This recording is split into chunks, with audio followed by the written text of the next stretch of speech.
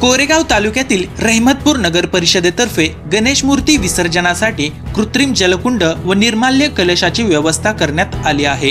नागरिकांना आवाहन करण्यात आले आहे की आपल्या बाप्पाचे विसर्जन कृत्रिम जलकुंडामध्येच करूया आणि जलप्रदूषण टाळूया। या माध्यमातून धार्मिक भावना जपल्या जाणार असून पर्यावरण संवर्धनाचाही संदेश दिला जात आहे।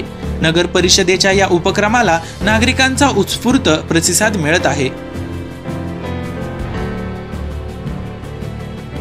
नमस्कार, गणपती बाप्पा मोरया। रहमतपूर नगर परिषद रहमतपूर यांच्या वतीने रहमतपूर शहरातील घरगुती गणपती यांना आवाहन करण्यात आले होतं की पर्यावरणपूरक गणपती बाप्पाच्या विसर्जनासाठी नगरपालिकेतर्फे माननीय विनोद जळक साहेब प्रशासक तथा मुख्याधिकारी यांनी नागरिकांना आवाहन केलं होतं की पर्यावरणपूरक गणपतीचं विसर्जन करा।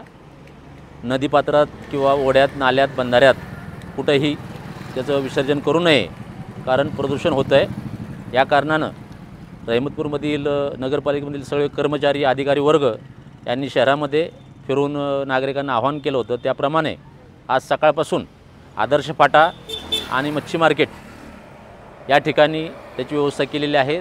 तर नागरिकांना या माहितीद्वारे असे आवाहन करण्यात येते की सगळ्यांनी इथं विसर्जनासाठी यावं ही विनंती।